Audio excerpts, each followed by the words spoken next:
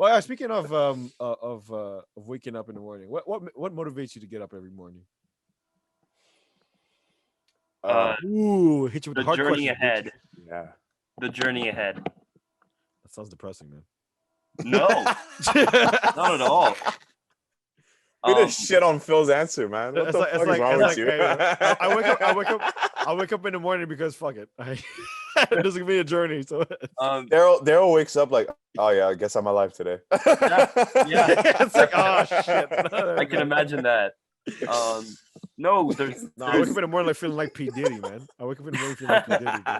about to hit the city. Bro, I got my glasses. I'm out the door. I'm about to hit this city. No, You run the city tonight. You he runs Night City. It's Night City. No, there's kind of a sense of wonder of what will happen in a day and of where will you apply your head, what would you want to think about, what interests you today. is it the unexpected that sort of pulls you out of the slumber state that gets you active? Yeah. You'd say? I'd say the same thing too.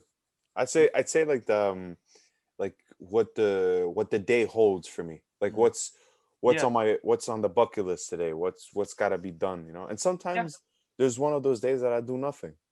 That's fine. Sometimes nothing. it's one of those days, and so burnt off from the week that you need one of those days. It's just like there's some days where you do the equivalent of a week or 2 weeks in one day, where a lot of things happen, and you don't even have the time to process them, but you just go through so many emotions in a day.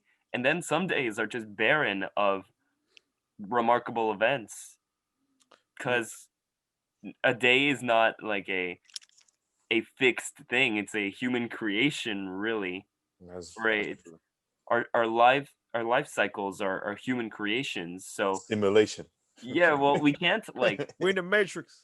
We can't say like one thing per day, because what does a thing mean and what does a day mean? It's all extremely relative. So it's normal that sometimes there are spans of time where you don't get your character development, you don't get the plot to progress. And then there are chunks where the entire plot happens, like a season's worth.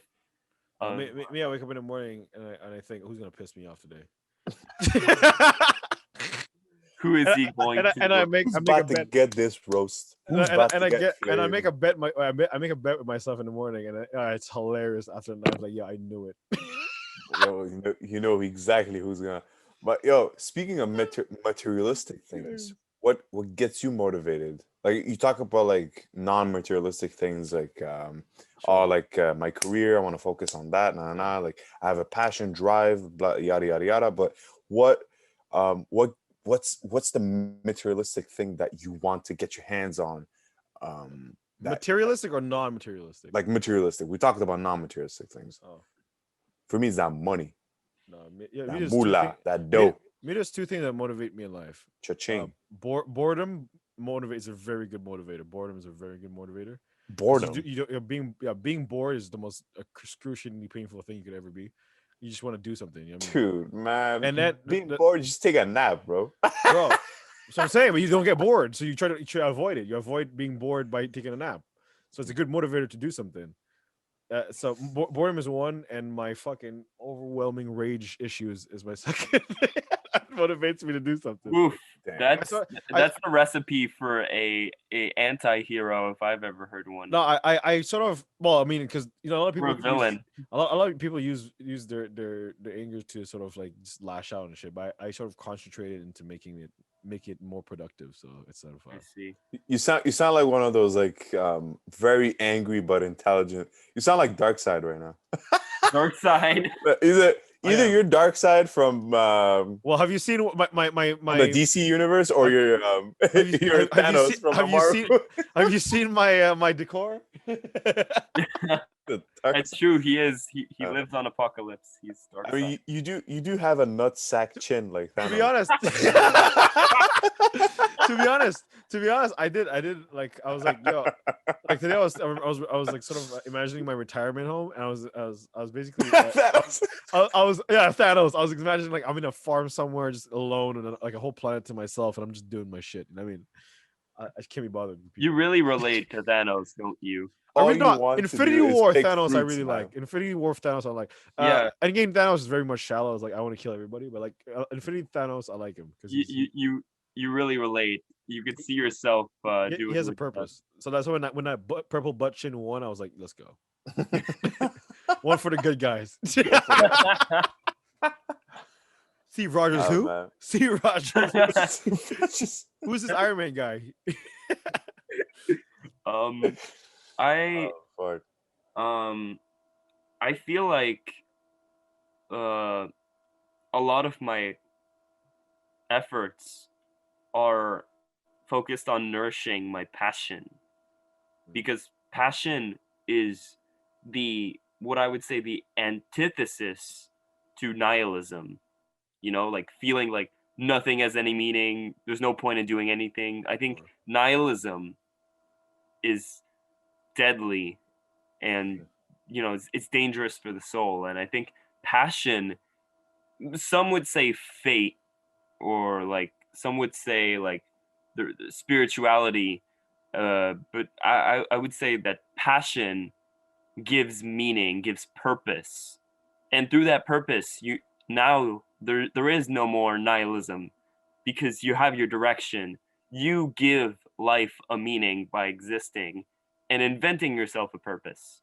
But for those who are in that sort of limp stage, like A rut. they're in that sort of like What is my passion? yeah, like Right. what's That's the my hardest next part. step? That's the hardest part. is trying to Definitely find the what hardest part. In that situation, you have to try everything. You have to figure yourself out, because the reason why you don't have your drive is because you don't know yourself yet. And you're in an existential like crisis. kind of, where you have to face yourself in the mirror and figure out what you're looking at. And I think the I am solution Thanos. you watch Infinity War, and you're like, oh, that's me. That's me. That's Fine, I'll do it myself. It's literally I say that line way too many fucking times. I know. I guess. Hey, man. Jesus Christ. My line is that yeah. if you want something done right, you got to do it yourself. Exactly. I kind of felt sorry for Thanos because like, yo, he has so much work to do, man. Jesus. Cut the guy a break. He's out here. He's just trying to gather some stones, man. What the fuck? Let him gather his stones. Nah, he's trying to wipe out 50%. That's what he's trying to do. No, he's trying to stop global warming, bro. You know what I mean? Bro, could you imagine somebody that like Thanos shows up in front of like the US Senate and proposes to wipe out 50% of the planet to save the environment as a last ditch effort? To be honest, I wouldn't be surprised if in the future that option. I wouldn't be surprised either. I think that movies are like the foreshadowing of stuff that's gonna happen. Like, you know, like 2012, the movie. I'm telling you, California is gonna sink, bro. Like, thank God. Daryl will be glad.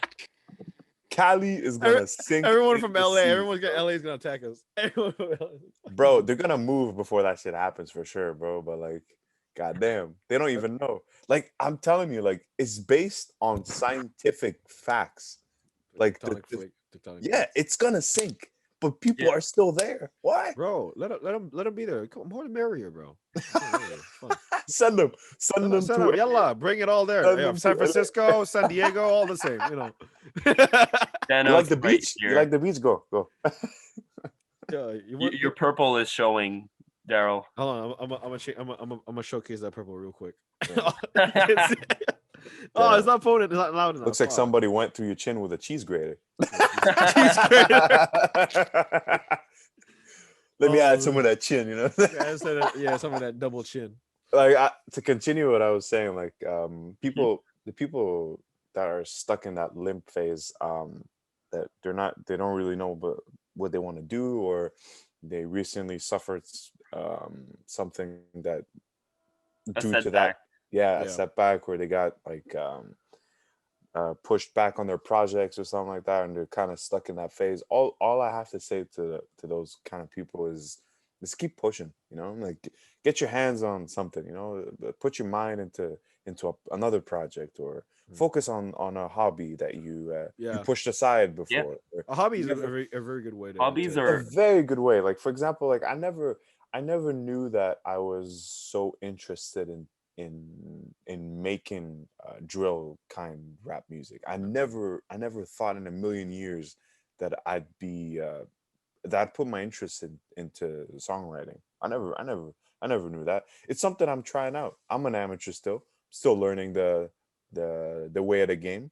I think Um, I think the best way for you to like actually overcome your fears is to so challenge try to put yourself try. in Yeah. uncomfortable situations. So try. I think is also ultimately trying to put yourself in like to step yourself out of your comfort zone and ultimately learn. I think that's like the biggest factor because a lot of people don't like they want to feel like they know everything because it's sort of like empowering, but ultimately like no one knows anything. So No, it's like no, nobody knows. the sooner you accept that, the better and a lot simpler your life could be because you ultimately be like, hey, yo, everything I do, it's a trial and error phase. If I fail, fuck it, I fail. I just learn. I just get back up and do it again.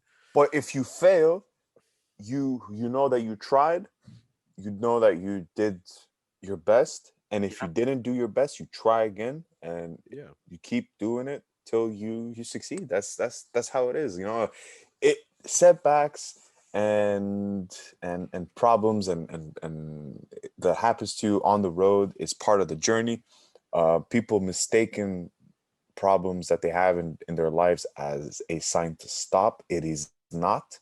yeah. It's a big misconception. Problems misconception. happen. I swear it's You know that stop sign? That's all illusions. Just fucking it's ram all through that illusions. shit. You're supposed to step harder on the gas pedal when you see a red light. I think the fear of failure Red tells is you to go extremely faster. dangerous. Yeah, fear of failure. Yeah. Yeah, I think people should always strive to fail actually, Yeah. Yeah, because they'll flop, learn. And flop. Exactly. yeah, You gotta flop, bro. you gotta flop to get back up again. Yo, two L's make a W. You know what I'm saying?